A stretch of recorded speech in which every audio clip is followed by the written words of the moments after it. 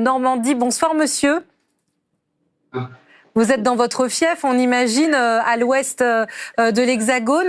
On vous a demandé de réagir, Hervé Morin, parce qu'avec d'autres présidents de région, vous avez exprimé un intérêt évidemment à ce sujet de la vaccination. Comment allez-vous vous organiser? Vous aussi, ce sera massif et rapide dès que, comme l'expliquait Madame Kieny, les doses et le vaccin aura été avalisé par les autorités? Écoutez, nous, on pense que, bon, tout dépend déjà quelle sera la politique vaccinale. Mais à partir de là, je pense qu'il y a deux écueils. Le premier, c'est l'écueil de 2008. J'étais au gouvernement à l'époque, où on avait décidé de la création et la constitution de centres de vaccination. C'était la grippe H1N1. Il faut faire confiance d'abord aux professions libérales, généralistes, aux pharmaciens, aux infirmières, et faire en sorte que ce soit les professions de santé qui, pour l'essentiel, portent la campagne de vaccination. En plus, ils ont un dialogue avec leurs patients, et donc ils sont les mieux placés pour le faire. Ensuite, il faut bien entendu bâtir un modèle dans lequel on met en œuvre tous les moyens pour une diffusion la plus rapide. Et cette diffusion la plus rapide, elle passe notamment par un dialogue très naturel avec les collectivités locales qui, chacune dans leurs compétences et dans leurs ressorts, sont en capacité d'apporter des solutions, de faire marcher les chaînes de la solidarité humaine que représentent en général les territoires.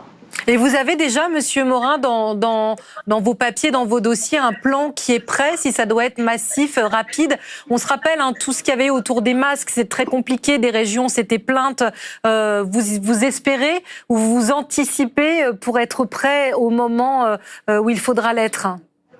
On a surtout d'abord le besoin de savoir quelles sont exactement les consignes, parce que vous voyez bien que si on décide, et avant tout de proposer le vaccin dans un premier temps aux personnes à risque, ce n'est pas forcément les populations sur lesquelles on a le plus d'organisation, pour nos régions.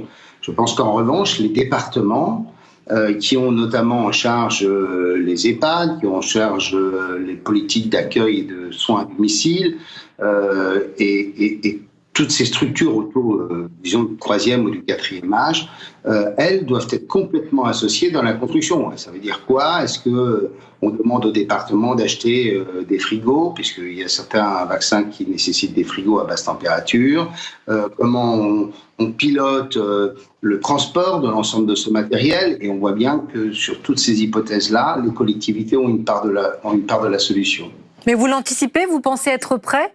Vous disiez les frigos, par exemple?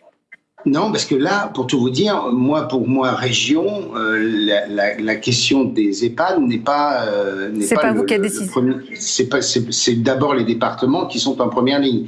Je pense que le bloc communal a lui aussi une part de responsabilité dans l'organisation des choses. Je prends l'exemple, je suis président d'une communauté de communes.